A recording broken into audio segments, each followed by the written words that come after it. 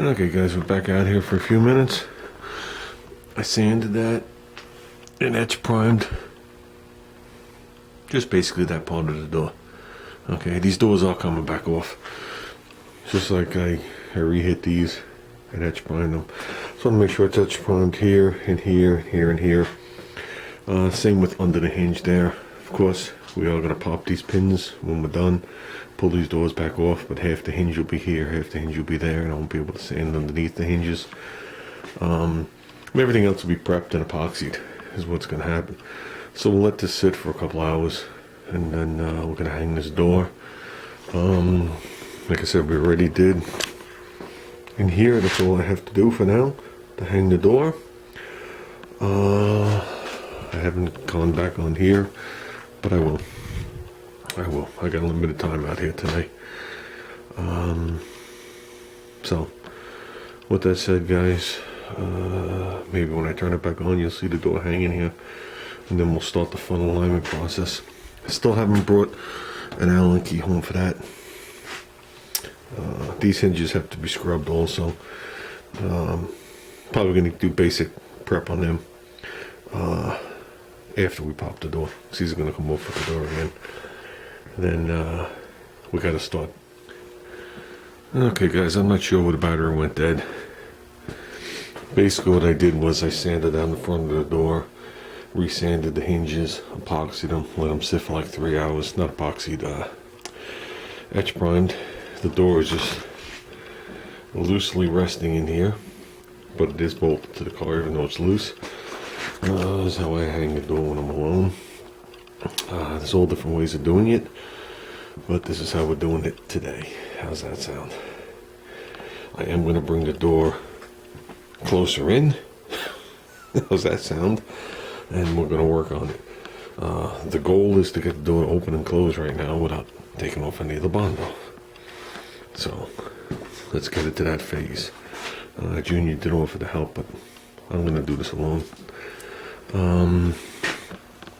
That's it. Okay guys, this is what I've come up with. I still got to pull this in a hair here, but I don't have the right Torx bit. This is what I've come up with. This is 3/16. Okay, I don't know what AMC uses for door gaps because they're never straight this way, but this is what we came up with. You guys remember what we had before? The bottom was touching, this was out. I had a gap big enough here to put my finger, and this was almost overhanging. So we went like this. This is how it landed. Okay, I'm gonna go to here. There's no Bondo on the sides of this. Okay, just a little loose on the 3/16. Okay, whoops, I'm putting it this way. And depending on where you go, we could just get the 3/16 in there. There you go. That we gotta live with. There you go. Right up. Whoops. And okay.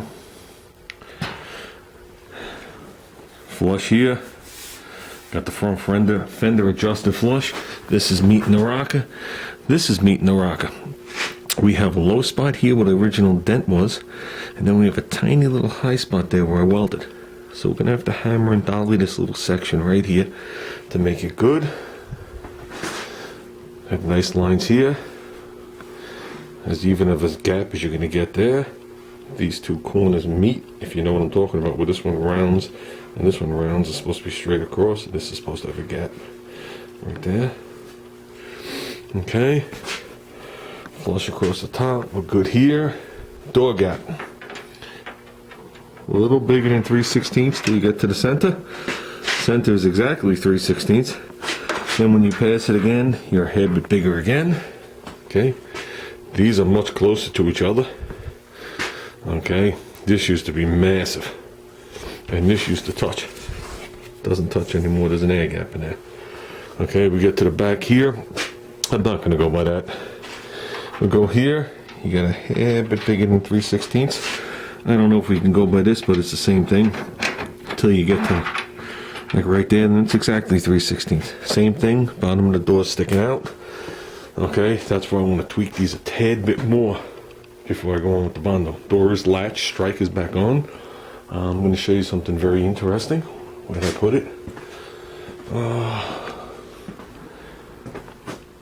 Okay. We are experiencing technical difficulties. See this right here? This huge washer? This was behind the striker because when you close the door, the actual outside of the latch rubbed the striker when I got the car. So we slid the door back far enough that I could take this out and still have clearance. So, tops of the windows are aligned. This is aligned. The patch is going to work out mint when we're done. This we got to fine tune. Okay, this is all very close here. Now the door is a little high right here because I never finished sanding the Bondo off, and then when we get to the bottom it's perfect. So I knew there was too much Bondo here, and there's not even a dent here. And it was tapered down. So I left it like that because what was I going to match it to? So I think that's pretty good, guys, for a car from the 70s. Well, that'd be good for a car from the 60s. So yeah, if you ever look at my 68, the door gaps go like this. From the way the doors are wrapped around, and that's factory. So it's got to be something with the shells. Am I satisfied? Of course I'm satisfied here. Did it take a lot to get this door? Oh yeah. Oh yeah. You can't really jack up on the bottom of the door to get the bottom gap because this will hit, and then the door settles back down always. Always settles back down.